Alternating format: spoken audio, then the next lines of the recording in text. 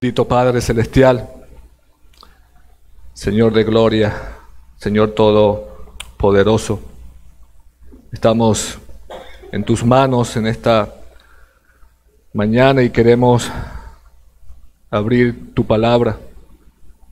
Queremos que tú nos enseñes, tú nos ayudes. Te damos gracias, Señor, por llamarnos y no dejarnos en nuestros propios caminos. Te damos gracias, Señor, porque hoy hemos venido y nos vamos a detener a meditar y pensar en lo que tú tienes que decirnos en el día de hoy. Ayúdanos. Mientras eso suceda, Señor, mientras tú nos hablas por medio de tu palabra, te pedimos que nos enseñes y nos muestres a Cristo, que nos muestres el Evangelio, que nos muestres el propósito, el por qué estamos hoy aquí, darte la gloria, Señor. Rendir vidas solamente a ti. Ayúdanos a cada uno de nosotros, que no seamos indiferentes a lo que tú nos tienes que decir en esta mañana en nuestras vidas. Te lo pedimos en el nombre de Cristo Jesús. Amén. Amén, hermanos. Bueno, como dije, estamos en nuestras clases Cómo Crecer. Y en las clases anteriores se ha hablado sobre la espiritualidad bíblica, ¿cierto? La cual se relaciona con aquellas disciplinas espirituales de la vida cristiana. Y en las clases anteriores se han enfocado en algo particular, en enseñarnos en qué se centra la espiritualidad bíblica. Muchos de ustedes estuvieron en esa clase, así que pregunto, es una clase, ¿verdad? Entonces vamos a interactuar un poco. Pregunto, ¿en qué se centra la espiritualidad bíblica? Muy bien. En primer lugar, ¿se centra en quién? En el conocimiento del Dios Trino. Muy bien, es la única manera, hermanos. Es la única manera de crecer en lo espiritual. Es la única manera de nosotros avanzar en nuestra vida espiritual, comenzando, conociendo a nuestro gran Dios, a nuestro Dios Trino. En nuestro canal de YouTube, hermanos, hay unas clases que se dictaron hace ya un par de años, que se llaman Conociendo a nuestro Dios. Y en esas clases desglosamos el carácter y los atributos de Dios, todos los atributos de Dios. Así que si nosotros queremos crecer en lo espiritual, en la espiritualidad bíblica, tenemos que comenzar conociendo a nuestro Dios, conociendo el carácter y los atributos de Dios. Pero ¿qué más? ¿En qué más está centrada la espiritualidad bíblica? Según la clase pasada, es cristocéntrica. Ok, pero específicamente está centrada en Cristo Jesús, en su evangelio. Nosotros conocemos a Dios mediante ¿quién? Mediante Cristo Jesús, ¿cierto? Él se ha revelado a través de Cristo.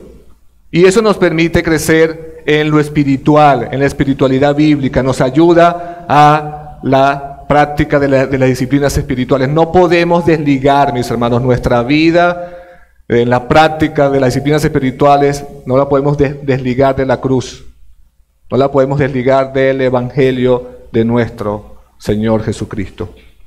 Pero ¿qué más? ¿En qué más se centra la espiritualidad bíblica? En las Escrituras, en la palabra de Dios. Ella es central. ¿Y por qué es central en nuestras vidas? ¿Por qué es central?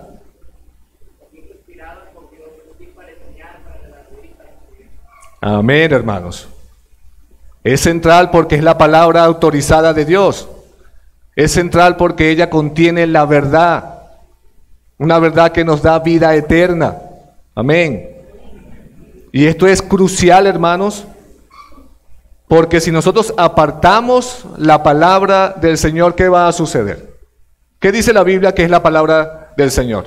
Según el Salmo 119. A ver. ¿Perdón? Salvación, pero ¿qué hace ella en nuestras vidas? Nos da luz, nos guía, nos alumbra, ¿cierto? ¿Y eso qué significa entonces? Que si apartamos la palabra del Señor nos vamos a ir por nuestro camino. nuestro propio camino, y eso es un peligro.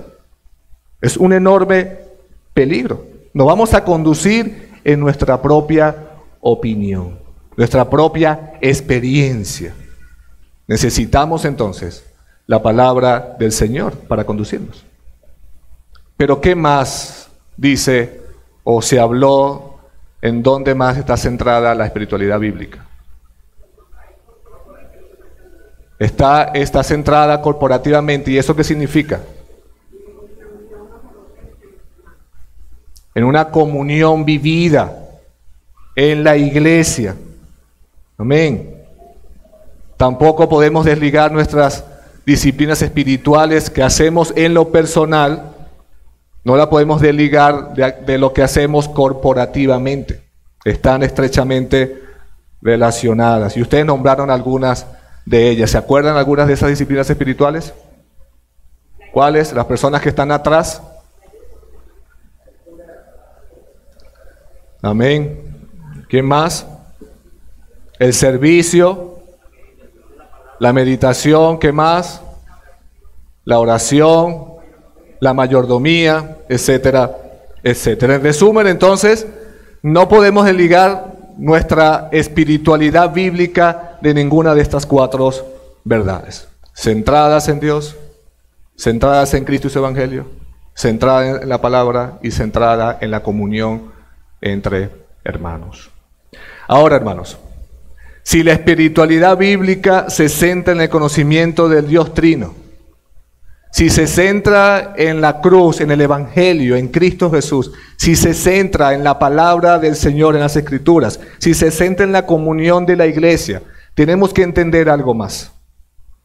Tenemos que entender cómo las disciplinas espirituales o la espiritualidad bíblica se relacionan específicamente con nuestra santificación. Amén. Y de eso se va a tratar nuestra clase. Si yo les preguntara, ¿cuál es el fin de crecer en lo espiritual? ¿Cuál es el fin de nosotros practicar las disciplinas espirituales? ¿Cuál es el propósito de Dios? ¿Cuál es, hermano Arián? Parecernos cada vez más a Cristo. Y es algo que el Señor ha prometido, hermanos, en su palabra. Que el cristiano, aquel que ha sido salvo, llegue al final parecido cada vez más a su Hijo Jesucristo. Ese es el propósito de Dios. Dios no quiere que nosotros nos quedemos como niños espirituales. Dios no quiere que nos quedemos como Él nos encontró, no, hermanos. Él quiere formar.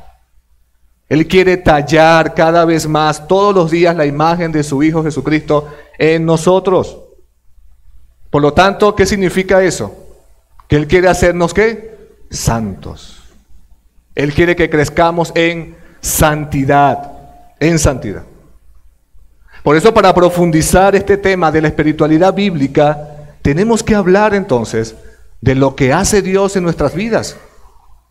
Desde el comienzo, de cómo la comienza y cómo la termina.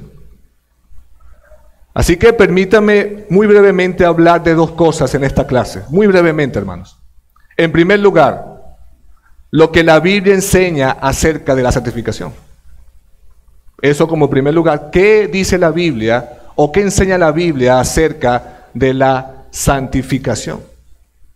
Y en segundo lugar vamos a hablar de algunas implicaciones de la santificación en la práctica de las disciplinas espirituales. Tenemos esos dos puntos. ¿Qué enseña la Biblia acerca de la santificación? ¿Y qué implicaciones tenemos de la santificación en las prácticas de las disciplinas espirituales? Entonces, en primer lugar, ¿qué dice la Biblia? ¿Qué enseña la Biblia de la santificación? Pregunto de nuevo. ¿Qué hace Dios al salvarnos? ¿Qué hace Dios al salvarnos? ¿Qué dice? Nos aparta, muy bien. Aparta un pueblo para sí, ¿verdad? ¿Y qué significa eso entonces? ¿Qué significa que Dios nos aparta?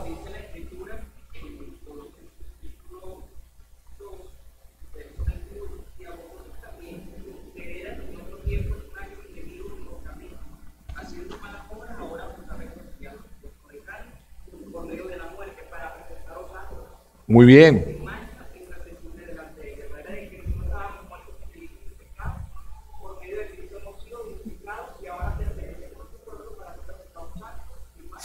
Amén. Mi hermano Héctor vino hoy. Bueno, excelente, mi hermano. Así es. Él nos hace santos. Amén, mi hermano. Amén. Él nos hace santos. Eso quiere decir que eso comienza, como dice mi hermano Héctor, en el momento de la conversión, cuando somos salvos. ¿No es así? Entonces, la santificación tiene un comienzo, hermanos, definido en la conversión. Ahí está, la santificación tiene un comienzo definido en la conversión. Y sé que nosotros hemos hablado mucho sobre esto. Es lo que otros teólogos llaman la santificación definitiva. ¿Por qué es definitiva? Porque ya no pecamos más, porque ya somos completamente santos. ¿Por qué es definitiva entonces? ¿Por qué? Exactamente, porque ahora, hermanos, Dios mira limpios a aquellos que han puesto su fe en Jesús, en su sacrificio, en su obra perfecta. Es lo que otros llaman también la santificación posicional o inicial.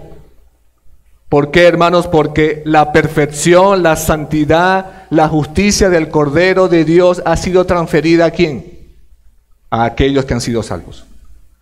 A aquellos a quien Dios llama eficazmente. Ahora delante de Dios, los creyentes, los que han creído en Cristo Jesús, han sido santificados. Es decir, hemos sido apartados para Él. Pablo le dice a los Corintios en su primera carta, capítulo 1, versículo 2, dice, a la iglesia de Dios que está en Corintio, a los santificados, ¿qué dice? En Cristo Jesús, llamados a ser santos como todos, con todos los que en cualquier lugar invocan el nombre de nuestro Señor Jesucristo, Señor de ellos y nuestro. Y esto quiere decir entonces que no son santos solamente un grupo o una élite, sino todos aquellos que han creído en Cristo Jesús. Es una carta dirigida a los corintios, hermanos, a pesar de sus pecados, a pesar de sus fallas, de sus caídas, Pablo se dirige a ellos como santos, como santificados en Cristo Jesús. ¿En virtud de qué? En virtud de su conversión, en virtud de la fe que ellos han puesto en Cristo Jesús. Muy bien, eso es lo que hace Dios inicialmente. Pero ¿qué más? ¿Esa santificación se detiene? Esa santificación continúa. Entonces, en segundo lugar, la santificación crece a lo largo de nuestras vidas. A lo largo de nuestra vida. ¿Cómo se conoce comúnmente esta santificación? Santificación progresiva.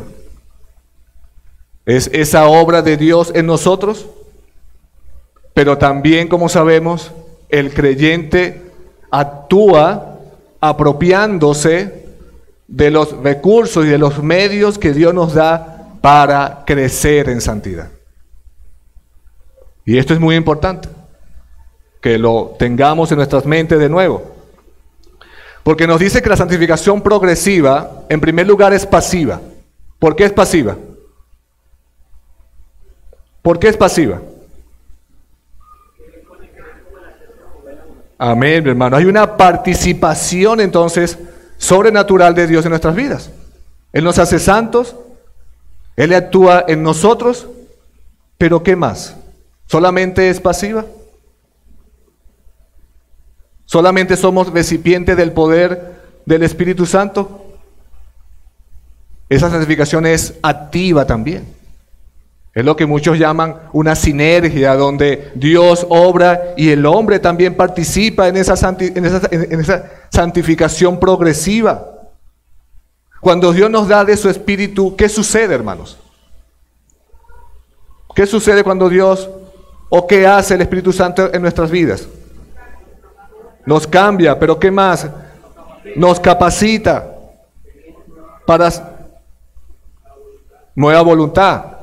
¿Y eso, cuál es el resultado de eso? Hermano Luis. Formar el carácter de Cristo. ¿Quién más? Nos hace justo, muy bien. Pero ¿qué hace el Espíritu Santo cada día? ¿A qué nos ayuda a nosotros? ¿Con qué luchamos nosotros diariamente? Hacer morir el pecado, hermanos. Amén. Es decir, nos ayuda a mortificar el pecado, a matar el pecado en nuestras vidas. Miren, si nosotros prestamos atención a todas las exhortaciones y mandamientos del Nuevo Testamento que tienen que ver con nuestra vida en santidad, ¿qué hacen ellas? Cada una de ellas nos exhortan a una mayor santificación, a vivir vidas parecidas a Cristo Jesús, a vivir vidas piadosas, a vivir vidas en humildad. Romanos capítulo 6, versículo 19.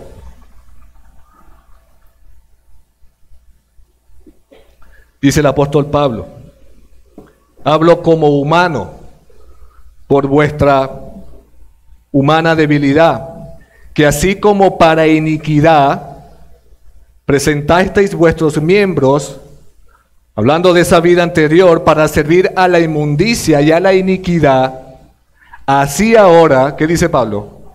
Para santificación, ¿qué debemos hacer? Debemos presentar vuestros miembros para servir a la justicia. ¿Vieron eso? Como cristianos entonces, hermanos, ¿qué debemos hacer? Debemos crecer cada día, cada vez más en la santificación y ir disminuyendo cada día, cada vez más a la vida de pecado. Y miren lo que dice Pablo aquí. Los miembros que antes eran participantes de una vida de iniquidad y de inmundicia, esa vida anterior en la cual todos nos conducíamos, ¿qué dice Pablo? Ahora esos miembros, esa vida, deben ser ahora participantes de la justicia, de la verdad, de Dios, para servir a Dios. ¿Qué más dice la Biblia entonces? Dios obra en nosotros inicialmente, Dios obra en nosotros y nos capacita para crecer en santidad. ¿Qué más hace Dios? ¿Qué más dice la Biblia acerca de la santificación? ¿Esa santificación está completa? ¿Ya somos perfectamente santos? No, ¿verdad? Pero no nos desanimemos, hermanos. Algún día lo seremos. Ella estará completa cuando Cristo regrese en gloria, cuando venga a buscar a su iglesia. Y eso también se conoce como la santificación final. Nuestra santificación será completada, no será completada en esta vida, pero es una promesa ciertísima, hermanos, que cuando venga nuestro Señor Jesucristo a buscar a su iglesia, seremos completamente santos. Y según la Biblia, ¿qué es ser completamente santo? ¿Qué es? Ser como Cristo. Ser como Cristo. Miren cómo lo expresa el apóstol Juan en su primera carta, capítulo 3, versículo 2. Dice: amados, ahora somos hijos de Dios. Y miren lo que dice: y aún no se ha manifestado lo que hemos de ser. Pero sabemos, hablando Pablo de esa seguridad en la vida del creyente, sabemos, es cierto, que cuando Él se manifieste, ¿quién se manifieste? Nuestro Señor. Seremos semejantes a Él. ¿Por qué? Porque lo veremos, le veremos tal y como Él es. ¿Esto no es hermoso, hermanos? ¿No podemos decir que esa santificación finalmente se llevará a cabo? El objetivo último de la santificación es la semejanza de Cristo Jesús. Si estamos en Cristo, entonces Dios nos predestinó, hermanos. Nos llamó eficazmente. nos dio de su Espíritu, nos adoptó como hijos de Dios. ¿Para qué? Para ser conformados. Hermanos, salgamos de aquí con esta verdad en nuestras mentes. Para ser conformados a la imagen de Cristo Jesús. Es una verdad que siempre debemos tener en nuestras mentes, en todo momento. Seremos completamente como Cristo.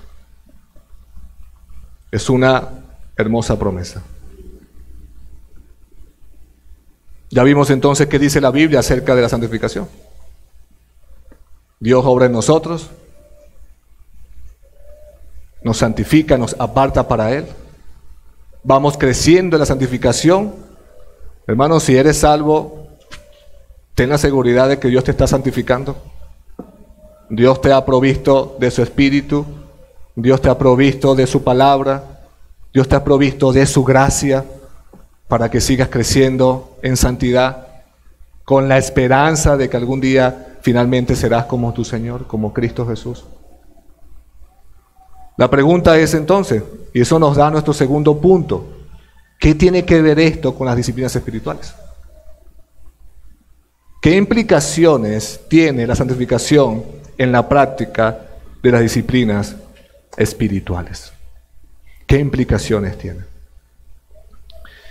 Y quiero mencionarles varias en esta mañana. En primer lugar, hermanos, implica una ruptura y una separación con el poder gobernante del pecado. ¿Entendieron eso? Si Dios nos ha apartado para Él, si Dios está con nosotros en la santificación progresiva y con la esperanza de que seremos como Él, en esa santificación, hermanos, implica una separación con el poder gobernante del pecado, del amor al pecado. Ya Dios nos ha apartado para Él, nos está santificando para un día ser como Cristo. ¿Qué significa esto entonces? Que el creyente ya no está gobernado por el pecado. El creyente ya no ama pecar. Ya no se deleita en pecar como anteriormente lo hacíamos. ¿Y qué significa esto, hermanos? ¿Qué significa esto? Y escúchenlo. En ese obrar de Dios es imposible que una persona regenerada, una persona verdaderamente salva, que una persona convertida, que ha sido llamada eficazmente, permanezca sin cambios. Es imposible. A pesar de sus luchas, a pesar de sus caídas y sus pecados y sus tropiezos.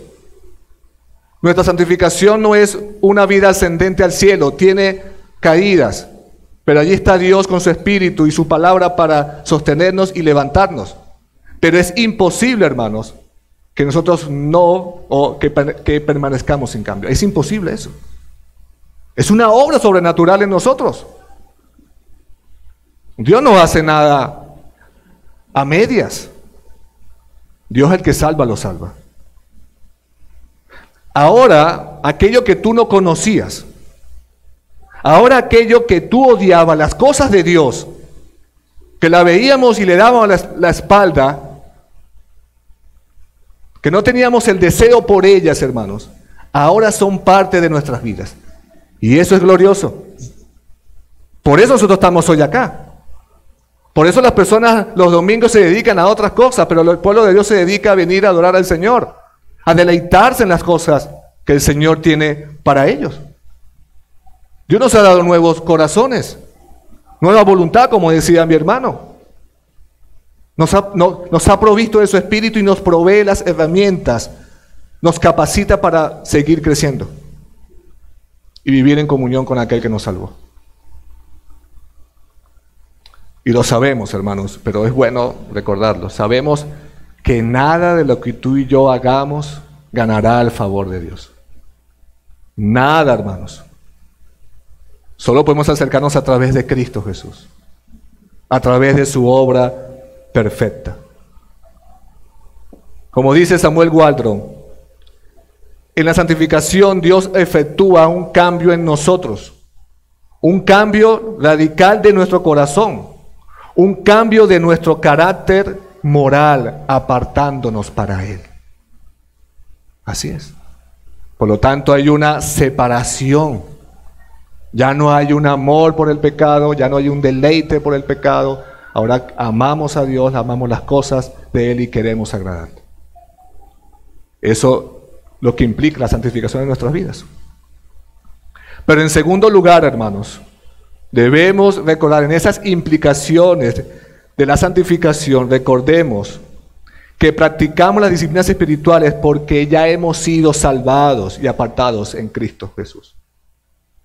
De ahí fluye que nosotros podamos vivir en santidad. Es en virtud de la vida, de la muerte y de la resurrección de Cristo Jesús que los hijos de Dios viven vidas nuevas. Es en virtud del Evangelio. Lo vuelvo a decir, hermanos. Las disciplinas espirituales no nos ganan una nueva vida. Las disciplinas espirituales no nos ganan una nueva vida. Hermanos, entendamos, el trabajo de la cruz está completo. Está consumado. Ya Cristo lo hizo y Dios se agradó en eso. Somos perdonados, somos transformados, somos rescatados, somos salvados. Por lo tanto, las disciplinas espirituales, ¿qué son entonces? ¿Qué son? ¿Y eso qué significa? ¿Que son qué? Son el ¿qué?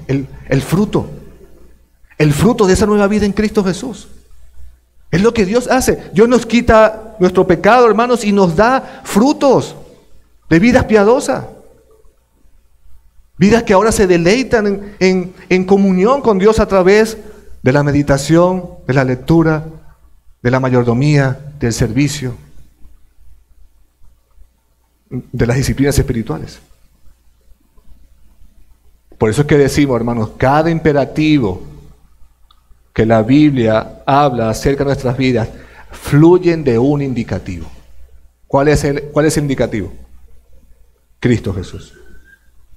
Todo lo que tú y yo hacemos ahora en esta nueva vida cristiana, como frutos, mis hermanos, es porque lo hacemos por lo que somos ahora en Cristo Jesús.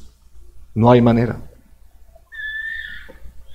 Y esto es importante, ¿saben por qué? Porque eso nos guardará de una visión legalista de las disciplinas espirituales.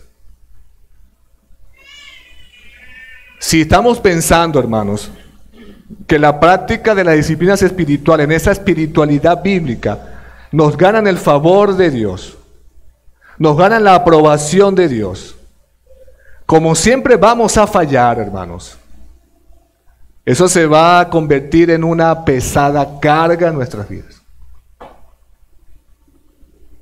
Se convertirá en un deber desagradable y eso nos llenará de orgullo, de amargura. No, hermanos. Debemos siempre mirar a Cristo Jesús en lo que Él hizo. Es allí donde se convierte en un deleite seguir a nuestro Señor. Por eso si te preguntas, ¿qué me motiva entonces? ¿Qué me motiva cada mañana a pararme a leer las Escrituras? ¿Qué me motiva a practicar la meditación de la palabra de Dios? ¿Qué me motiva? ¿En dónde apoyo mi confianza? A pesar de mis fallas. ¿En dónde pongo mi esperanza de transformación? ¿En lo que yo hago, hermanos? Depende de la verdad del Evangelio. Depende de Cristo Jesús. Hermanos, si Cristo es el fin, si Cristo es el modelo, que Cristo sea tu motivación entonces. Que sea Cristo tu motivación. Como dijo también alguien, si nuestra motivación no es Cristo y su Evangelio, por más de lo consistente o enérgico que seas, será inútil y no será más que una cáscara vacía de la piedad. Solamente una cáscara. Cuando tú le das un golpecito, se quiebra y no hay nada por dentro. Nuestra motivación debe ser Cristo. Él es el que nos llena, nos sustenta nos guía y nos da el poder para seguir avanzando en santidad. En tercer lugar, hermanos, recordemos en esa santificación que si estamos en Cristo significa que el Espíritu Santo mora en nosotros. Él nos fortalece. A veces olvidamos que somos morada del Espíritu Santo. Lo olvidamos y no nos dejamos guiar por Él. Así es. Es como dice Pablo en Romanos capítulo 8, versículo 3 al 8, que todos los que están en Cristo caminan ahora según el Espíritu y piensan en cosas espirituales. Dios nos ha dado de su Espíritu para crecer en nuestra santificación. Así es. Así que dependamos entonces y no olvidemos que somos morada del Espíritu y que Él nos guía cada vez más a seguir, a crecer en santidad. Ciertamente es una de nuestras luchas mayores, ¿verdad? Dejarnos gobernar por el Espíritu. Dejarnos guiar por el Espíritu. Así es. Ahora, y esto es importante también porque es cierto que tenemos la morada del Espíritu Santo. Pero como dije, no solamente somos recipientes pasivos allí, nosotros tenemos que actuar. ¿Y qué significa eso entonces? Que Dios nos va a hacer lo que tú tienes que hacer. Tus hermanos no van a hacer lo que tú tienes que hacer. No van a crecer por ti. Los pastores no van a crecer por ti. Somos nosotros entonces, individualmente. Y es por eso que también en lo individual necesitamos a los hermanos para que nos impulsen y nos ayuden también en ese proceso. Pero somos finalmente nosotros los que le damos vuelta a la página de nuestras Biblias, hermanos. Somos nosotros quienes leemos la palabra de Dios y somos nosotros quienes las meditamos individualmente. Así es. En último lugar, recordemos que en esa santificación hay una esperanza. Como dice allí, practicamos las disciplinas espirituales porque hay una esperanza de gloria en Cristo Jesús. Es una promesa, como dije, lo vimos. Seremos finalmente como nuestro Señor. No solamente, hermanos, debe motivarnos que ahora en Cristo podemos decirle no al pecado. No solamente debe motivarnos de que ya hemos sido apartados en Cristo Jesús. No solamente debe motivarnos, mis hermanos, que en nosotros mora el Espíritu Santo, sino que debe motivarnos, mis hermanos, perseguir la piedad, perseguir la santidad, lo que nos espera. Lo que nos espera en Cristo Jesús. Perseveremos en nuestra búsqueda de la santidad, sabiendo, como dice la Biblia, que nuestro trabajo no es en vano, hermanos. Hay una promesa hermosa y es que veremos a nuestro Señor cara a cara. Es lo que nos espera la gloria de Cristo. No porque las cosas que hacemos, la devoción personal, como ya hemos dicho, nos gane un lugar en el cielo. No. Sino porque ahora esa devoción personal, esa práctica de las disciplinas espirituales es lo que caracteriza, escuchen bien, a las personas que van camino al cielo. Es lo que lo caracteriza. Ahora viven para eso. Como hemos visto entonces, la espiritualidad bíblica y la santificación tienen su fundamento en Cristo y en su Evangelio.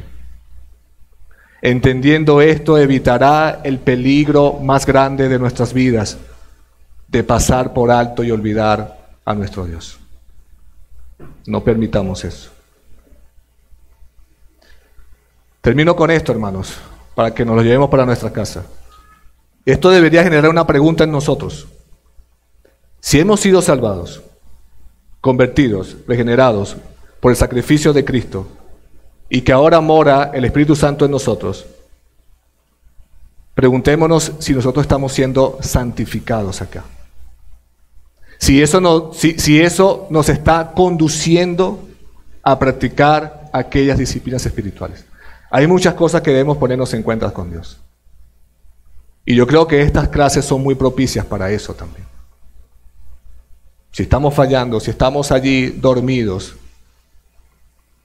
si estamos desanimados, bueno, apropiémonos de lo que Dios nos dice en su palabra y en estas verdades para seguir creciendo a la imagen de Cristo. Amén. Que Dios nos ayude entonces a examinar nuestras vidas y que podamos ver cómo entonces la santificación se relaciona con la práctica de las disciplinas espirituales. Oremos.